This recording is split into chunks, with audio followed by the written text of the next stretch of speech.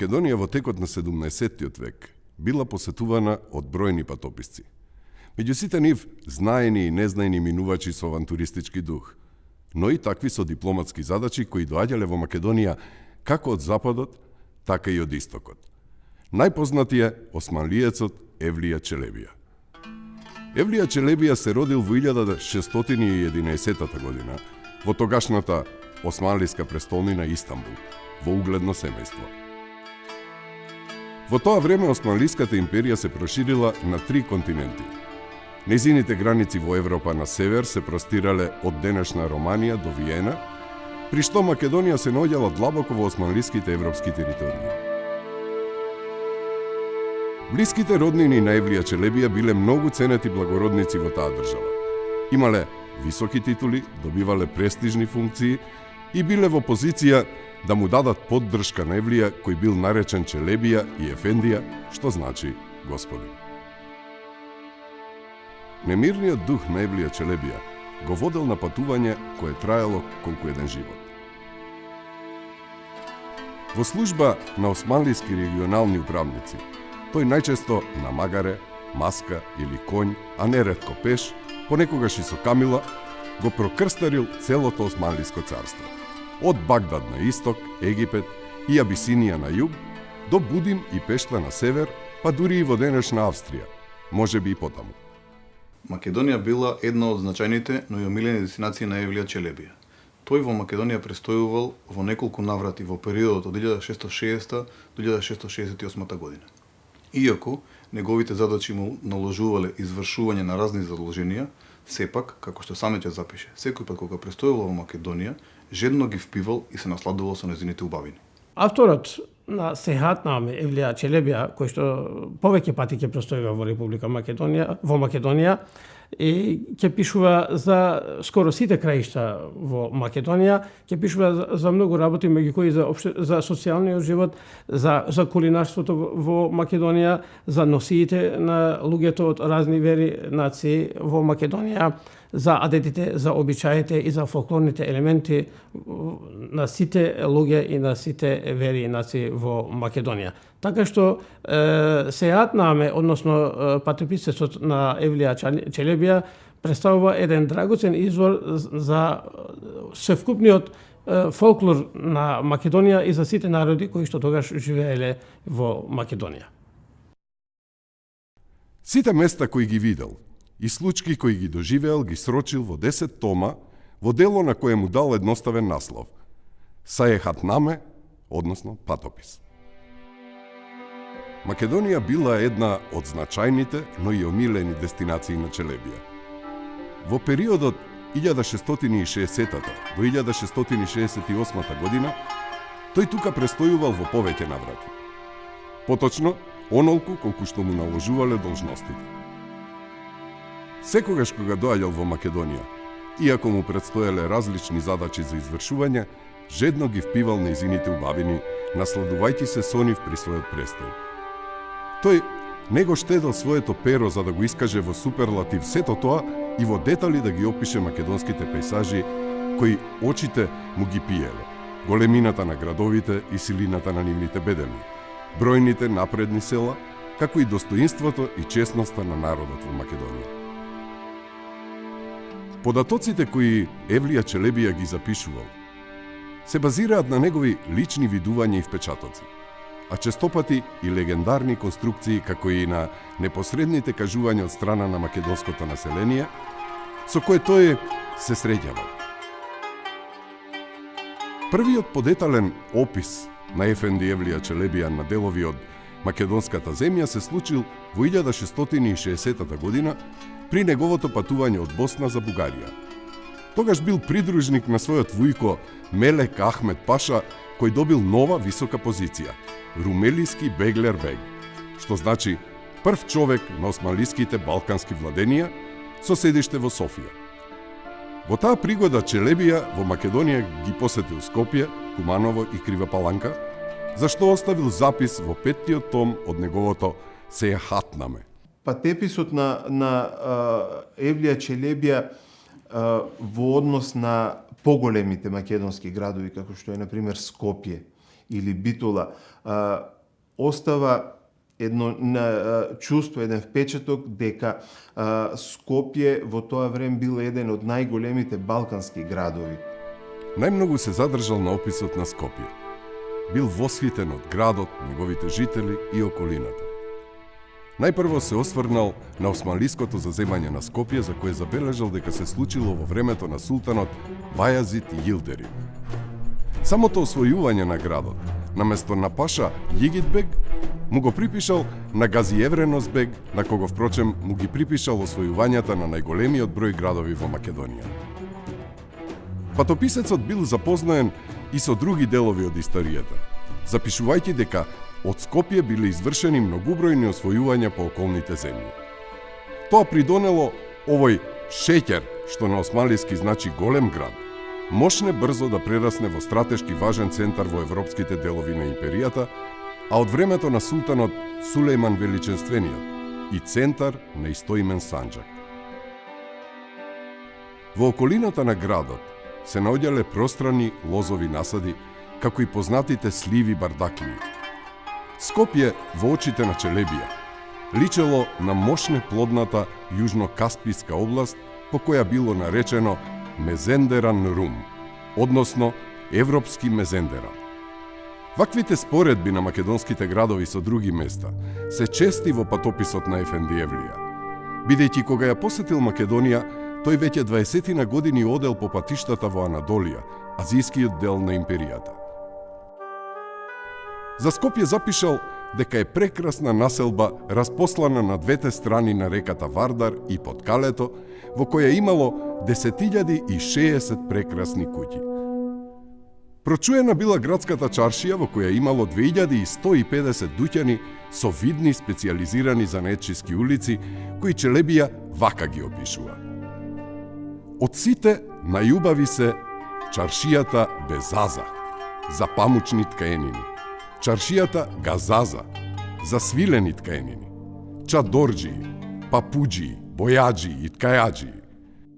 Секој дуќан го красат зумбули, синолички рози, зимски рози, босилек, јорговани и кринови во вазни и саксии.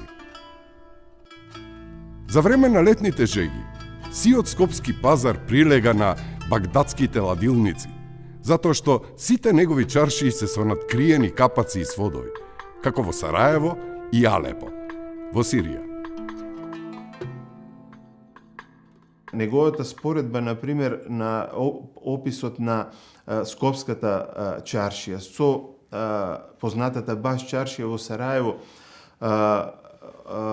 носи заклучок дека скопската чаршија била 2 пати поголема од баш чаршија во Сараево.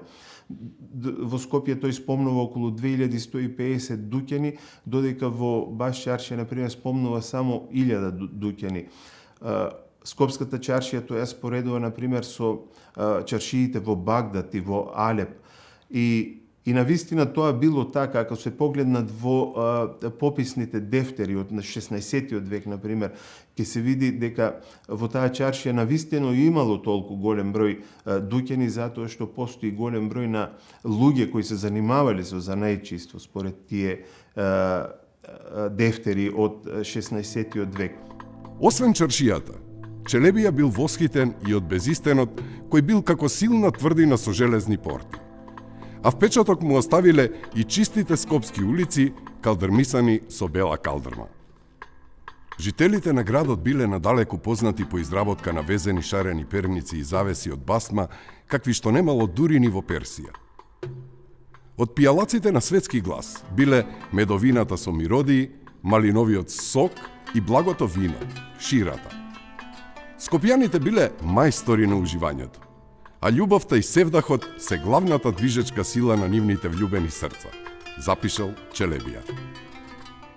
За камениот мост вели дека го изградил Мехмед Освојувачот, но запишал и дека од 14 сводови на мостот 4 биле урнати, па повторно направени во 987 хиџранска година, односно 1579 година. Не останала незабележана маркантната Саат кула која се наоѓала пред горниот град. А крепоста била силна петоаголна тврдина со двократни високи бедеми, чувана од 300 војници на чело со Диздар, командант на тврдината. Скопје представувало силен муслимански образовен центар со прочуени медреси, средни училишта и 70 мектеби, основни училишта, а бил и собирно место на бројни поети и дервиши, припадници на исламски верски секти. Во градот имало 45 активни џамии и 20 текиња, дервишки верски објекти, но и повеќе функционални христијански цркви. Од џамиите најпознати биле Царевата Хунќар џамија под Саат Кулата, подигната од султанот Мурат II во 1436-37 година. Потоа џамијата на Јахја Паша во Долниот град, подигната од истоимениот голем везир во 1503-4 година, како и Аладжа шарена џамија подигната од Исхак бег и џамијата на неговиот син Иса бег, обајцата управници на Скопското краиште, погранична област на првата половина на 15 век. По Скопје, Евлија Челебија се упатил кон Куманово. Оваа касаба, што на османлиски значи помал град, броела 600 куќи. Потоа патот го продолжи кон касабата Кратово, која била посебна управна единица во рамките на Скопскиот санџак. Во Кратово, кое било просперитетно заради рудниците со бакар и сребро, имало 800 куќи и дури 20 џамии, како и 350 дуќани. А постоела и Тарапана, ковачница за монети која била активна до времето на султанот Мурат IV. Патеписецот бил воодушевен од тамошниот голем амам, јавна бања, чија убавина ја изедначил со оние во Истанбул, Дамаск и Каиро, а била дело на познатиот Неимар, Синан, градителот на бројни џамии, мостови, дворци, водоводи и библиотеки ширум османлиската држава. Продолжувајќи по патот кон Софија, патеписецот дошол во паланката Крива река, денес Крива Паланка. За неа запишал дека ја изградил големиот везир Бајрам Паша во 1634-35 година и по него е наречена Бајрам Пашина Паланка. Нејзината цврста тврдина била засилена со 20 топови, а во подградието имало 800 куќи со само една џамија. Населението работело во блиските железни рудници и се занимавало со изработка на железни предмети. Сепак, Ефенди Евлија забележал дека дел од рудниците запустеле поради опасноста од бројните ајдуци заседнати во околината. Веќе следната година Челебија добил задача од својот вујко Мелек Ахмет Паша да го собере војниот данок Захире Беха од Македонија заради предстојниот османлиски воен поход во Ерделј, Трансилванија. При тоа тој престојувал во Велес, Прилеп и Битола, опишани во 5-тиот том, а во пролетта 1662 година и во Овчеполе, Штип и Кочани, за што оставил запис во 6-тиот том од патописот. Доаѓајќи од Бајрам Пашина Паланка, Ефенди Евлија одседнал во касабата Велес, која османлиите ја нарекле Ќопрулу, според цврстиот мост на реката Вардар. Потоа заминал за Прилеп, за чија тврдина вели дека е тешко достапна и цврста крепост, која се наоѓа на еден топовски истрел од далеченост од градот. Градот броел 1000 куќи и 200 дуќани, а населението главно се занимавало со изработка на играчки и ножеви. Од Прилеп патописецот се упатил кон големиот шеќер Битола, на османлиски наречен манастир, заради тоа што овде велат во времето на Александар Велики бил еден голем храм и заради тоа самото место е наречено манастир, посочува Челебија. Патописот на Евлија Челебија изобилува со податоци кои сведочат за живата традиција на поврзување на населението во Македонија со славното античко минато. Дури и директни податоци и легенди за основањето на некои македонски градови како Битола, Струмица, Женско, Кавала, Солун од рацете на кралот Филип II и Александар III. Во Сејахатнамето Ефенди Евлија за Битола манастир запишал дека представувал хас, апанажа на султанките, а броел околу 3000 куќи, но немало диздар, градски заповедник. Челебија појаснува дека при заземањето на Битола, населението давало силен отпор, па султанот Мурат I ја разурнал тврдината до темел. Битолската чаршија била мощно развиена, со 900 дуќани и 40 кафеани, а безистенот импозантен, со железни капи и куполи, не баре некаква тврдина, запишал Челебија. Исто така, описот на Битола, например, во неговиот патепис, покажува дека веќе станува збор за град кој постепено почнува да расте. Битола подоцна станува модерен, би рекол, град во 19. век. Меѓутоа, веќе во пописот на Евлија Челебија може да се насети тој раст на Битола и се поголемата бројност на занаетчи и население во него.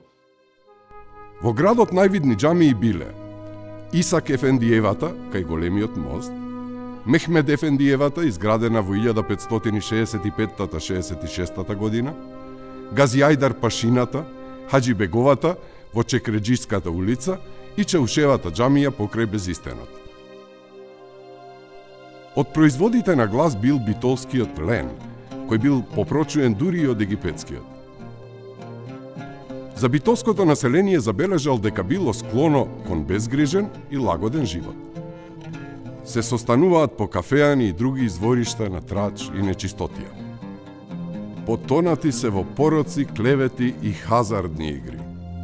Сите жители се со слободни манири, пријатни и многу симпатични. Додека престојувал во градот, на угледниот патописец му се случила една непријатност од која бил вџашен. Сред бел ден, во градот влегол ајдутинот Бајо со 500 ѓавури, погрдно име за христијаните, и без страв го оплјачкал Безистенот. Челебија во патописот ги прекорува градските власти дека заради страшливост никој не се осмелил, макар со зборови, да се спротивстави на оваа плячка. При повторниот престој во Македонија, Челебија најпрво го посетил Штип, кој броел 2240 богати куќи, покриени со плочи од камен, така што изгледаат како прекрасни дворци. Жителите биле весели и здрави, а нивните убавици биле прочуени во целиот свет. Во околината се наоѓале бројни јуручки населби, најгусто распоредени во овчеполе, а водата од реката Брегалница му се видела пријатна и мощна питка.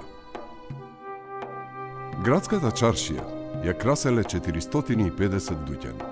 Имало и Безистен, Анови, Амами, Имарет, јавна бесплатна кујна и еден импозантен карван сарај. Штипските ножари биле прочуени кај сите ловџии во царството, а нивните опковани и гравирани чакиџиња и ножеви се праќале како подарок во сите земји. Сакајќи да ја глорифицира моќта на осмалиите, патеписецот дава една легенда за заземањето на градот која е историска невистина. Имено, Челебија вели дека и покрај воредната храброст, војниците не успевале да ја заземат тврдината во текот на цела година, се додека шатките кои впливале од подтврдина во Брегалница, всушност не им го откриле тајниот премин. Но понатаму во Сејахатнамето пишува дека лично ја видел Штипската тврдина која се уште постоела. Но поради тоа што се наоѓа во внатрешноста на царството, тврдината не била одржувана, па овде-онде на некои места е разурната, а во неа зимно време престојуваат овци и кози, вели Ефенди Евлија. Тоа противречи на шеријатскиот закон, исламско верско право на кој се придржувале осмалиите.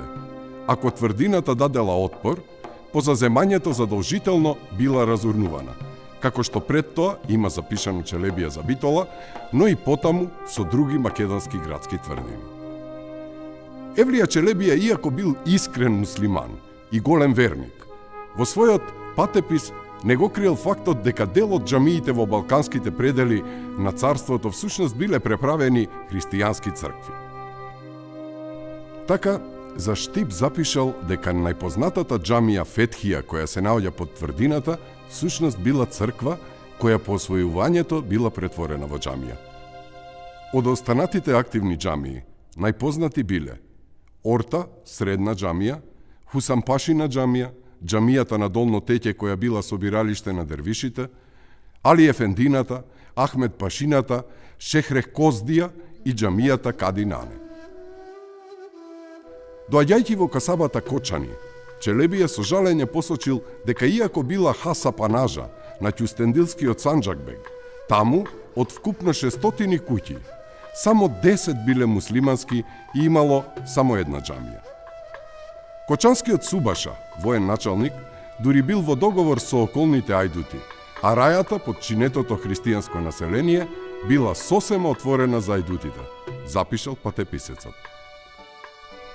Кочанската околија воопшто не била безбедна за движење на муслиманите, така што Челебија за да го продолжи патот добил придружба од 20 војници вооружени со пушки. Во друга пригода, Евлија Челебија повторно престојувал во Македонија.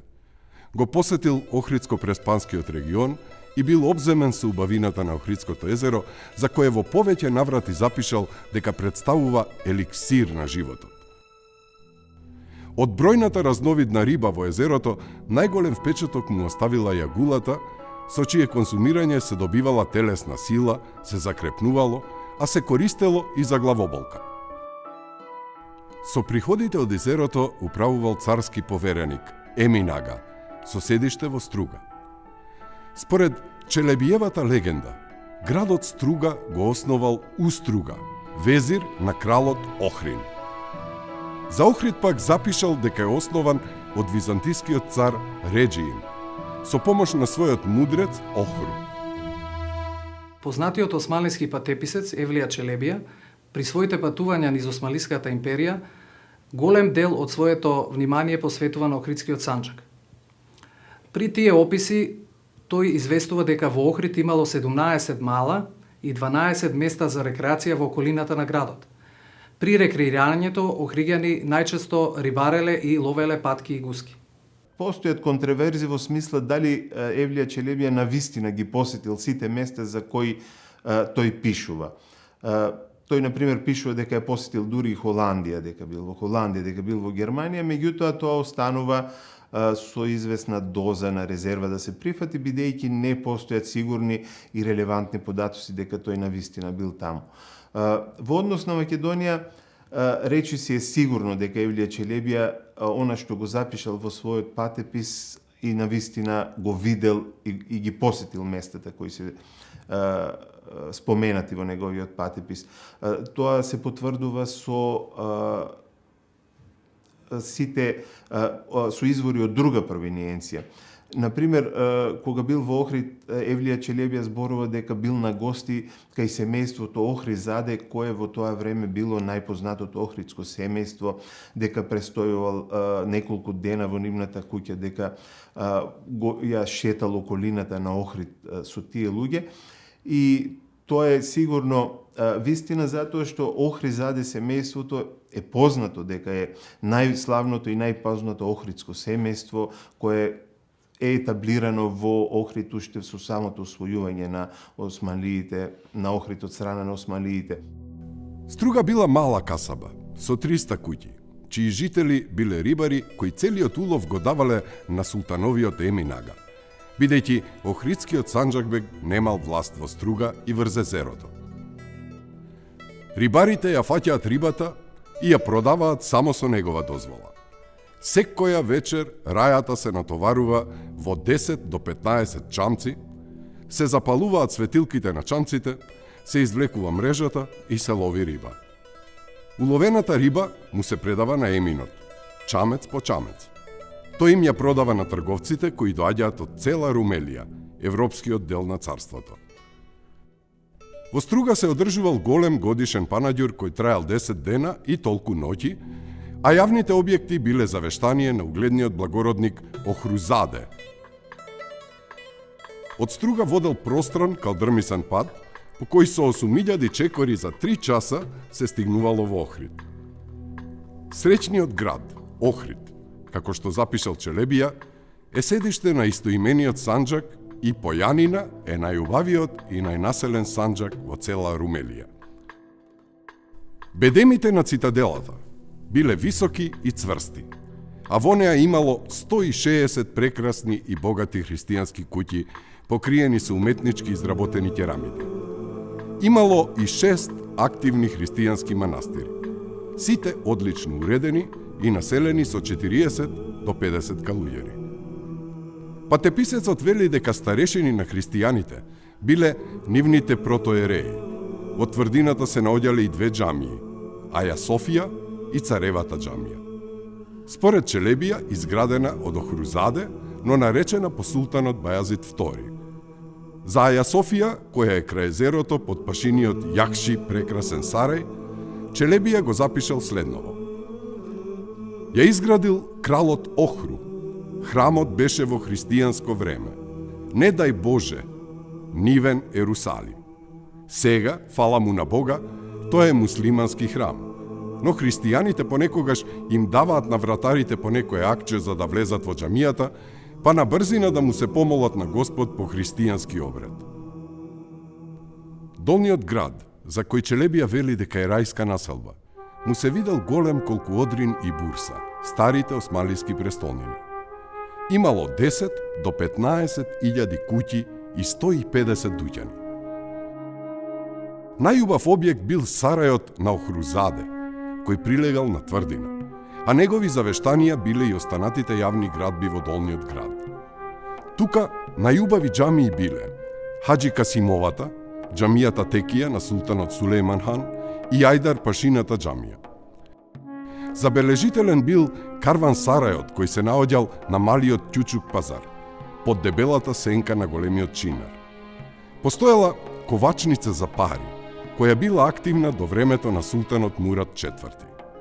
Од овој крај познати биле јаболките, кои во кутии се носеле во сите земји, а надалеку прочуени биле и разновидните компоти и вечерните гозби. Тука има многу убави мажи и жени, момчиња и девојки, а многумина тука ги имаат оставено своите срца, запишал Ефенди Евлија. Челебија потоа ги посетил Ресен и Преспанското езеро, кое исто како и Охридското било под управа на посебен емин. Касабата Ресен имала 180 куќи во 2 маала, едното муслиманско, другото христијанско. Целото население се занимавало со берење на корења во околината од кои се добивала црвена боја за бојадисување на чојата, а се извезувале дури и во Западна Европа. При повторната посета на Охридското езеро, патописецот ја посетил касабата Подградец. Во неа имало 600 куќи, распоредени главно на самиот езерски брег, а она кое што го изненадило Челебија е дека тамошните жени и покрај забраната секоја вечер ловеле риби од прозорците на своите куќи и така постојано имале свежа риба на трпезите. Во друга пригода, патот го водел Ефенди Евлија во Централна и Источна Македонија. Ја посетил касабата Радовиш, која имала 400 куќи, 150 мали дуќани и 2 кафеани. За касабата Тиквеш, Кавадарци, запишал дека имала 300 куќи и 70 дуќани. Тамошните жители имале малку деца, а секоја година на панаѓурот во Доѓани го продавале своето надалеку прочуено бело сукно. На друго место во Сејахатнамето, Челебија ќе запише дека Долјанскиот панаѓур, кој се наоѓа во Струмичката Каза, Судска област, во текот на 40 денови и толку ноќи, наликува на вистинска населба со 1000 продавници за најразлична стока, вклучително и робови и уште повеќе шатори кои наликувале на воениот логор на Александар Велики. Прекрасната касаба Валандово пак имала 150 скромни куќи и 50 мали дуќани. Но Челебија бил пленет од убавините на тамошните девојки, чии црни плетенки биле украсени со дукати, грошеви, дубровнички динари, а на герданите кои лежеле на нивните разголени гради имало разновидни амајлии. Валандовчани имале лозија и градини, а произведувале и сукно кое го продавале во Дољани. Муслимани имало малку, а сите христијани биле управувани од протопрезвитер, селски старешина, кој според Челебија потекнува од родот на попот Вландова, кој прв го основал градот. Тука постои голем манастир, надалеку прочуен, од чија архитектонска убавина и фрески и самиот Челебија бил вчудовиден и восхитен. Потоа ја посетил Струмица, за која вели: прв основач на овој шеќер и струмџа, Струмица, бил мудрецот по име Ајантаџа, учител на Александар Велики. Тврдината е стара градба уште од времето на Александар Велики. Струмичката тврдина Челебија ја нашол руинирана, а во нејзината внатрешност имало само мартолози, раја со специјални воени задолженија. А во зимски денови тука живееле овчари христијани со своите овци и кози. Долниот град бил многу богат и добро населен, со 2040 убави куќи и чаршија со 500 дуќани. Во градот имало повеќе муслимански храмови, но и неколку активни цркви и манастири со калуѓери. Жителите произведувале бело сукно, кое го продавале на сајмот во Доѓани, а одгледувале и пченица и јачмен. При посетата на Петрич и Мелник, Евлија Челебија запишал дека тие се мали градчиња со скромни куќи. Посебно потенцира дека во околните Петрички планини имало многу ајдути и арами и неверници. А тој лично во една прилика бил придружба при акција за нивно фаќање и запленување на нивни тапани и знамиња. Следниот повеќемесечен престој во Македонија, Ефенди Евлија со радост го извел во Јужна Македонија, посетувајќи ги градовите кои се наоѓале на просторот од реката Места на исток до реката Бистрица на запад, сите опишани во 8-миот том на Сејахатнамето. Описот го почнува со градот Орфано, кој реката Орфан, Струма, го пресекува и се влева во Белото море. Следната станица му била во плодородниот град Голем Бешик на истоименото езеро, кое пак изобилувало со еден вид јагула, наречена змиорка. Ги посетил блиските минерални води за кои дознал дека лекувале од харемски, женски и француски венерични болести. Потоа минал низ градот Сидерокапса, кој Челебија го доживеал како пријатен и уреден град, а во околните планини се наоѓале богати рудници на сребро и железо. Во градот порано имало ковачница за монети, но во времето на патеписецот останала да работи само леарницата за сребро. Потоа Евлија Челебија се упатил кон Ајнарос, Светагора, за која запишал: тука има многу илјади попови, владици, свештеници, монаси. Такви искусни попови, какви што се овдешните, не постојат во другите земји, ниту во Рим, ниту во Германија, Виена или Прага. Во таа нахија, Ајнарос, сега постои една црква за секој поединечен ден, така што има 366 цркви и манастири. Така велат, а јас не сум ги бројал. Следна посета Ефенди Евлија направил во градот Лангаза на брегот на истоименото езеро. Дознал дека околните жители честопати биле вознемирувани од арамиите ајдути, па со предпазливост ги посетил блиските лековити минерални извори. За името на неговата следна дестинација, градот Аврет Хисар, женско, Гинеко Кастро, вели дека е добиено затоа што градот го изградила жена. А на друго место запишал дека го изградиле синовите на Филикос, Филип II. Во градот кој броел 1500 куќи, се насладувал на прочуениот тамошен тутун, крупен колку ушите на јагне, иако самиот бил непушач. Имало дури 740 дуќани, еден безистен и карвансарај, а сите скапи стоки тука се продавале поевтино. Тука се наоѓала и гробницата на познатиот освојувач Евреносбег. Тамошните мажи му се виделе високи, стројни и зборлести како жени. Набргу Челебија го посетил Дојран, чие име го извел од дојмак, обилна понуда на храна, која жителите им ја понудиле на војските на Евреносбег кога дошле да го освојуваат градот. За Кавала Челебија вели дека била основана од Филикос, Филип II, кој му ја дал на управа на синот Кавалос, брат на Александар Велики. За Александар Велики пак запишал дека откако станал највидниот светски владетел и основал 700 градови, умрел токму во Кавала, но неговиот гроб е на непозната локација. Кавала била хас на Капудан пашата, адмирал на флотата. Нејзината грамадна крепост, составена од 3 тврдини, ја бранеле 300 војници на чело со Диздарот, засилени со 500 топови. Заливот под тврдината можел да прими 1000 галии. Во градот имало чаршија, безистен и други јавни објекти, а од верските имало џамии и активни цркви. Градот Драба бил летна резиденција на Филип и Александар Македонски. Во градот имало 800 густо наредени куќи, како и 300 дуќани, а центарот на чаршијата го красел градски часовник. Жителите биле трговци, како и познати произведувачи на памук, лен и изработувачи на ткенини за шатори.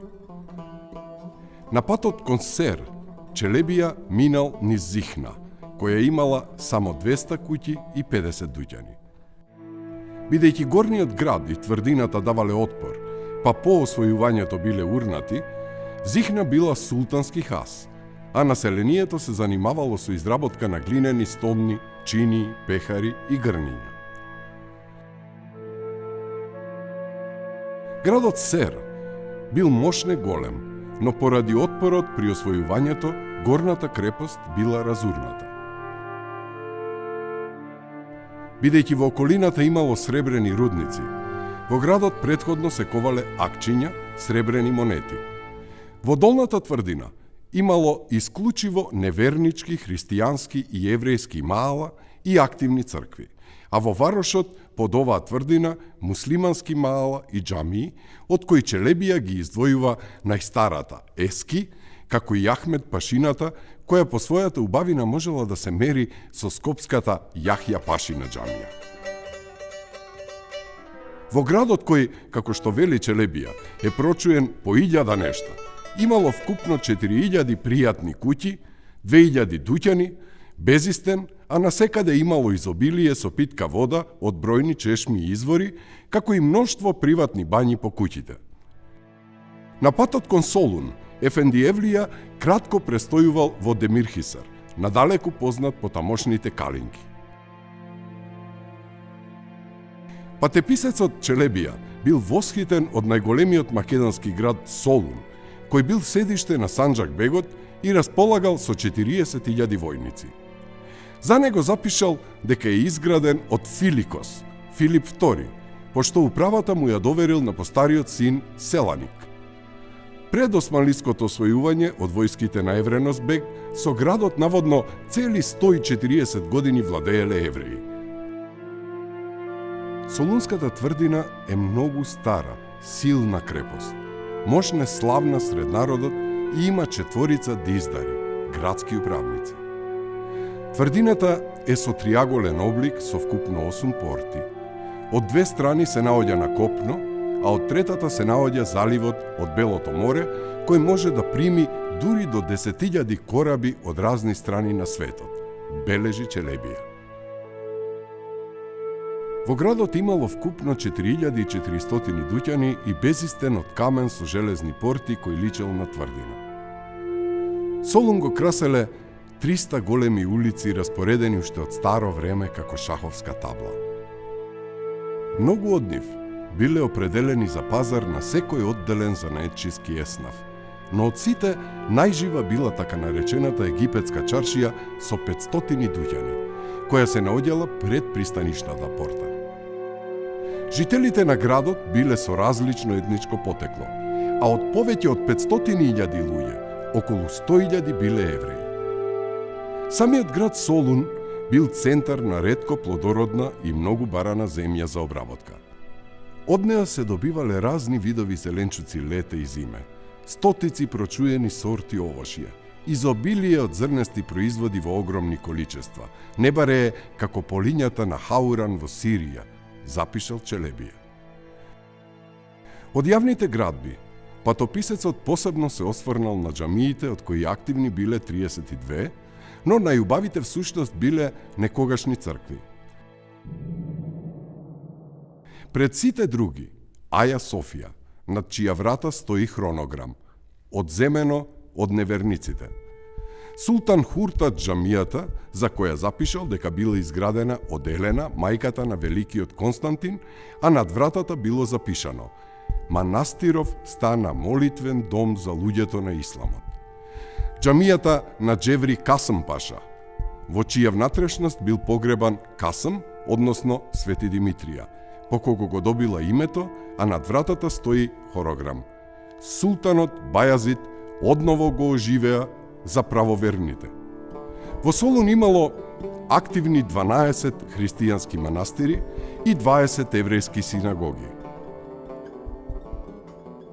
Евлија Челебија оставил записи за бројните солунски медреси, тетиња, анови, карвансараи, амами, имами, градски чешми, бројните приватни бањи и кладенци, а впечаток му оставила и работилницата за барут со 300 работници.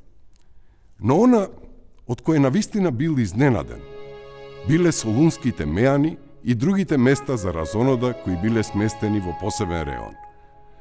Во меаните отворени од рани зори и полни со клиенти христијани се точеле различни видови алкохолни пијалоци, но најпрочуено било виното. А секој од гостите, откако ќе испиел по неколку бокали вино, си заминувал без да прави каков било неред. Тоа е неверојатно здрав и воздржан град, запишал Челебија. Во бозаджилниците пак имало разновидни аниматори, свирачи, раскажувачи, пеачи, комедијанти. Ефенди Евлија не пропуштил да ја истакне пријатната блага клима, која според него била пресудна за заносната убавина на солунските девојки и жени, како и за веселиот дух на тамошните мажи, склони кон разни шеги и анегдоти. По Солун, Ефенди Евлија повторно престојувал во Аврет Хисар, Гинеко Кастро, а потоа ги посетил Воден и Караферија, Бер.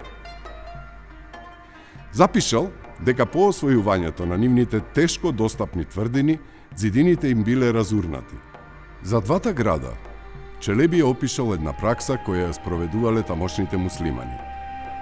На верскиот празник на црвените јајца Великден, во Бер, со изговор дека градот тогаш бил освоен, секој христијанин кој би бил фатен надвор од својот дом на тој ден, бил насилно претворен во муслиман. Слична практика имало и во Воден. Градот Воден имал 1060 куќи, 300 дуќани, 70 мелници за брашно и стотици мали воденици по куќите. Во секоја куќа тече изобилно изворска вода, не бареја врти воденица. Од шумот на водите што се струполуваат надолу, на човека му пукаат ушите. Со еден збор, овој чудесен град личи на рајските градини на Дамаск. Во градот имало неколку џамии, но и 7 активни цркви манастири со впечатливи монахињи. Тамошните луѓе биле воредно гостолюбиви кон туѓинците. Исто така биле склони кон наслада и патувања, а биле и непоправливи љубовџии. Караферија Бер имал 4000 куќи, 600 дуќани, 1 безистен и 300 разновидни воденици. Додека Воден бил прочуен по изработка на црни и арешки кожуви, Бер бил познат по крпи за вобањи, свилени чаршафи и одгледување калинки. Последен македонски град кој е споменат од Евлија Челебија во неговиот патопис е тврдината во Сефидже, Сербија, за која само наведува дека веќе е имало опишано при неговите претходни престојувања во градот.